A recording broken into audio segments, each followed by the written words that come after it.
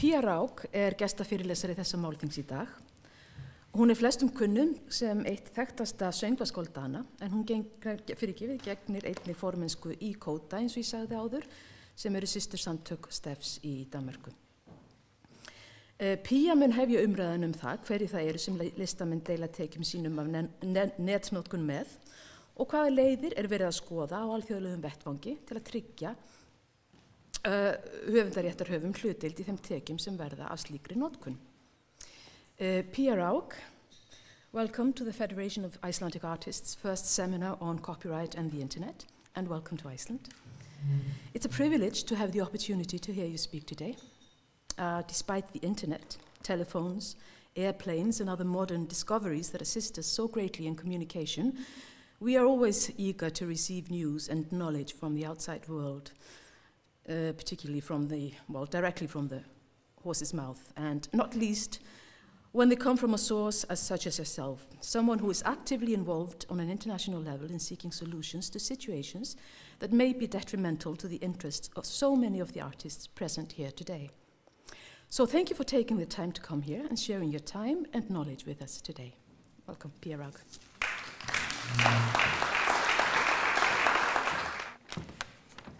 Thank you so much. When you introduced me in Icelandic, I had the same feeling I had, so thank you for translating, when I spoke at a conference in Beijing in China, and I stole the nameplate because my name was translated into Chinese characters. I had the same kind of feeling, so thank you for translating. I have been given a quarter of an hour to share a bit with you some of my experiences. I am a composer, singer, songwriter since 35, 40 years. Also at the moment, or for the last 2 decades, I've been at the board of the Danish Authors' Rights Society, CODA. At the moment, I'm the chair there. And after all these years of being an artist, identifying myself as an artist, all of a sudden I land in this world where business and rights protection and creativity merges. And it's very, very important for me that this merger is taking place. We must not, as artists, put away our obligation in the hands of the so-called professionals. For me, the important thing is the dialogue between the different kinds of languages. They're equally important. The political language, the artistic language, and the juridical language. The moment they speak together, we can wake up the public, we can maybe also wake up the politicians in Europe and elsewhere where business has the major power. So what I come here bringing to you today is no solutions. We are in an interim phase here. Some of us grew up in the good old analog world, and we have another foot in the new paradigm of the digital world. And in between those two, we have a gap in time where we have options. We can also lose everything. There are those who think that the digital world is the only world existing. And if we do not find solutions in that interim gap between the two worlds, we might throw out the baby with the bathwater and lose what has been done well and good for the good of arts, for the good of society, for hundreds of years. Unless we keep that gap and work together in a dialogue, we will lose a lot, and the future will lose a lot. So I have a lot of questions, and I think it's also a time to dare put the right questions. Then you might even find some answers eventually.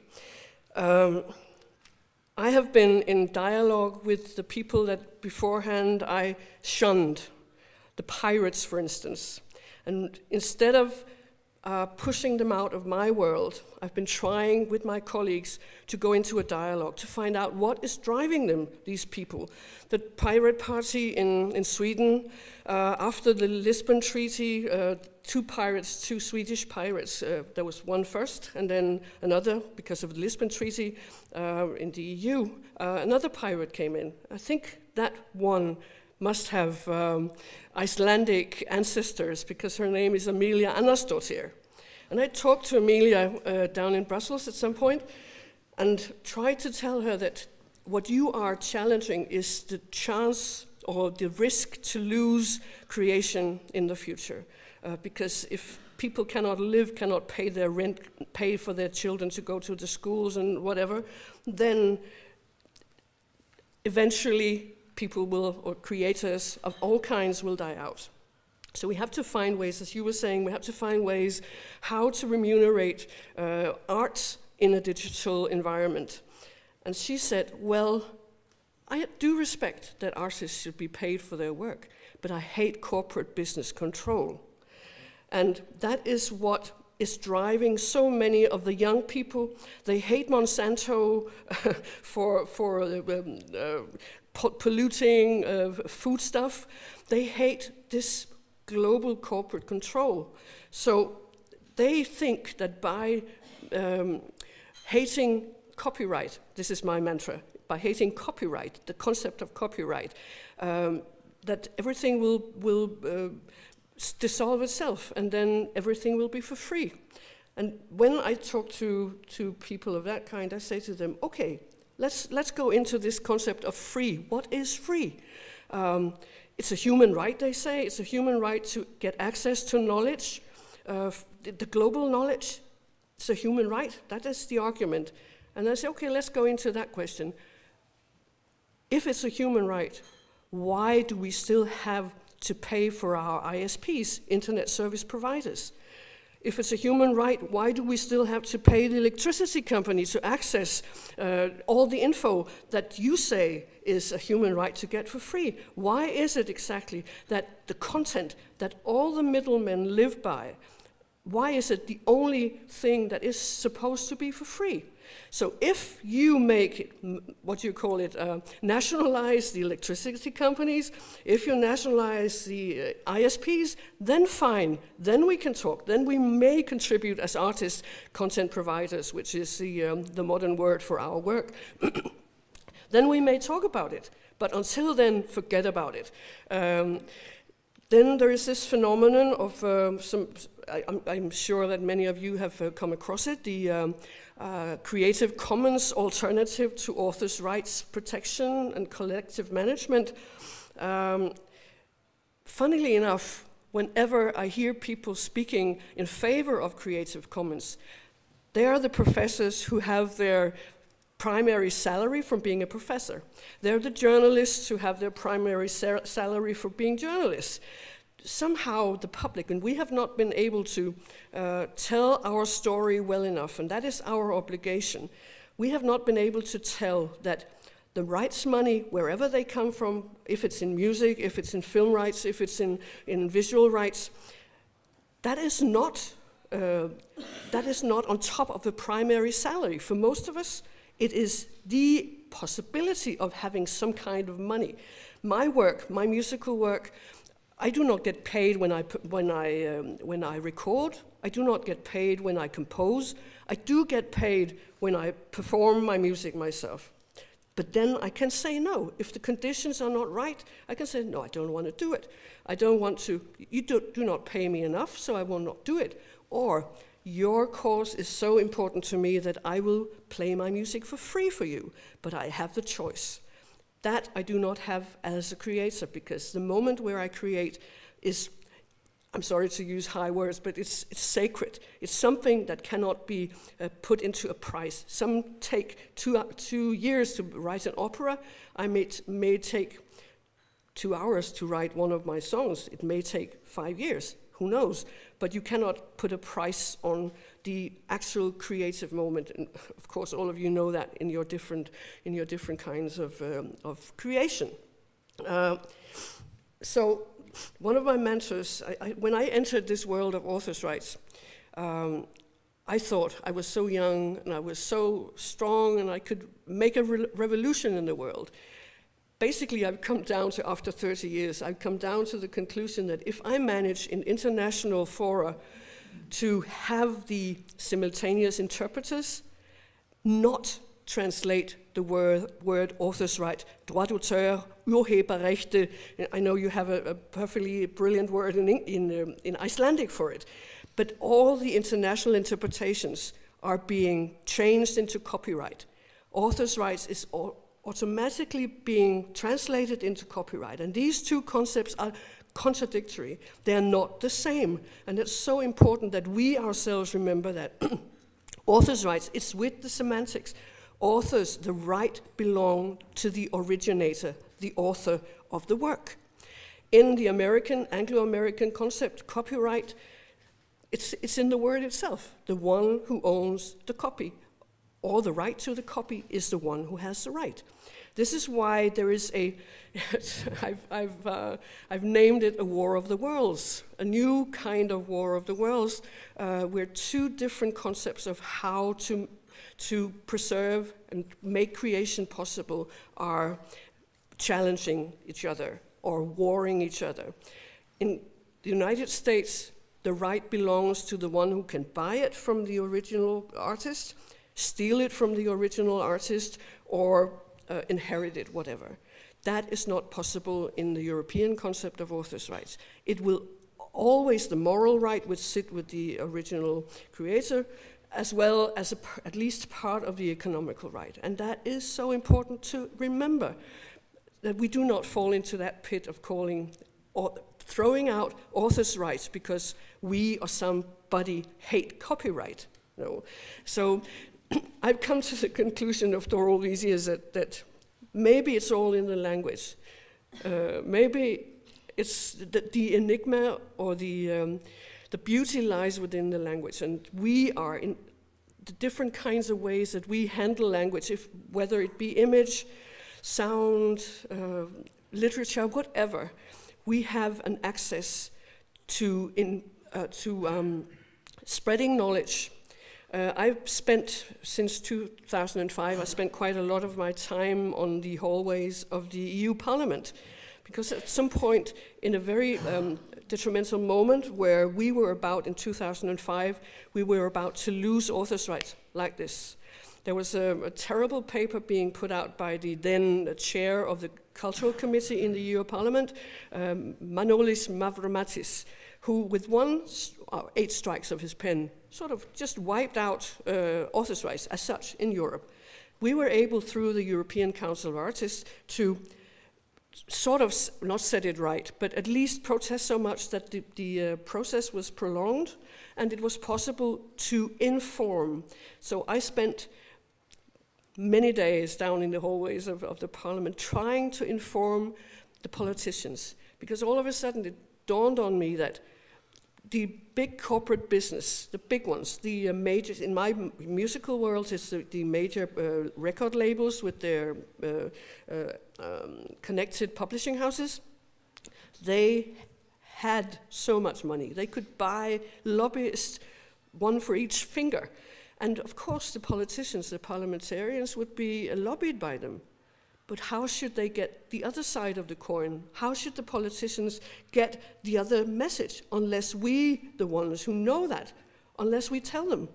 So I found something that, to meet the politicians down there, that they are fed up with professional lobbyists. But when they meet a person who's not been hired, not being paid to lobby for a cause, at least to inform them to be able to make a decision. I cannot influence, unfortunately, I cannot influence the politicians to take my point of view, but at least I can bring out the knowledge and the education that I've got on my part of the creative scene to give them a balance between the industrial approach and the artistic approach. And it has worked. It may not work in the long run, but I think this will be my, I think this will be my advice, not just to you, but to myself and to all my colleagues, that please do not let anybody tell you that this new world, this paradigm shift, need professionals.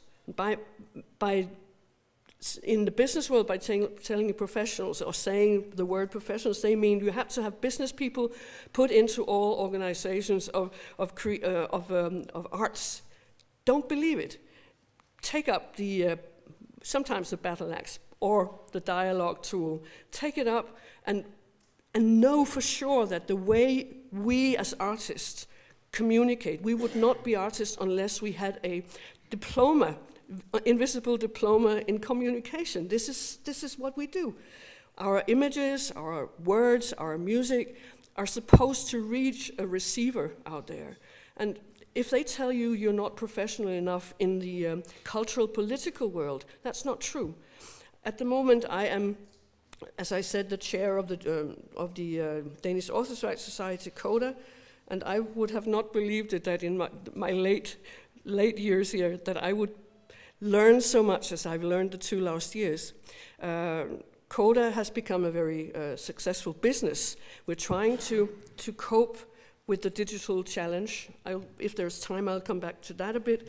But real business people say, oh, we need a professional board. And I say, we are professionals in our world. We need to believe so much in our own ability to communicate. There is a comparison between politicians and artists. We all need an audience. Politicians need a constituency, and we need listeners, viewers, and so we speak the same kind of language. It's the middlemen that make, to me at least, that makes the world a bigger trouble than it actually should be. So I have very often, when I've spoken in these contexts, I've grabbed the idea of what democracy is from the old Icelandic version of democracy. It says, at least I've been told that it says so, that democracy is the conversation between equals. And if we start regarding ourselves as equals with the juridical languages, with the business languages, and know that we have something to add that might even bring us out of this very enigmatic situation, how will we ever be able in the future to live by creating so-called content while all the middlemen earn so much money transporting what they cannot live without? How do we solve that one? I think there might be just 2 minutes left. We did in Denmark do that. We had in CODA, we had 3-4 years ago, we made a deal with the biggest Danish telecompany, TDC, where we made a model. Everybody has been, also in Europe, European contexts, have been speaking about new business models, new business models. It's become a buzzword, and the minute you say it, it's more or less, yes, a new business model, but nobody has really said, what is this new business model? Nobody has really given a sort of a sign, where could it go? So 3-4 years ago in CODA, we managed to make a small fraction of a new business model, whereby the TDC, the biggest telecompany, was convinced that they could create customer loyalty by offering, seemingly for free, the subscribers should not pay anything on top of their subscription fee, but they converted some of the heavy bucks that they would have spent on advertising in television, in cinemas, in newspapers. They cut that budget and voluntarily placed that part of their budget by giving it to the ones who created the content. Fair deal. And after that, the Norwegian system WIMP, we've cut a deal with them on the same premises. And it's not the solution, it's part of a row of solutions that could be sought out. And I think the ones who look for one solution will come to a deficit. But if you are able to combine different kinds of maybe national solutions, but also payment solutions, the answer, I give one answer, is pay. I mean, it's simple as that. You have to pay in the digital world as well as you do have to pay in the analog world. The question is, who gets the money? That is a big question. It's not being asked, but I think that is what we should, as artists, we should really tell people that it's not for my sake, it's not for the individual's sake, but it's for a world that needs a constant renewal, a constant... are you familiar with Mikael Ende's book, The Never-Ending Story? The world will die, our world will die out, not only the artistic world, unless the world is constantly will be renamed so we can understand it in our own time context. I think actually I could go on for hours and hours and hours, but I will not tire you, so I'll just say please believe in the communication powers that the arts have, because we are able to reach not only the brains of people, but also the hearts, and that is the way to understand. Thank you.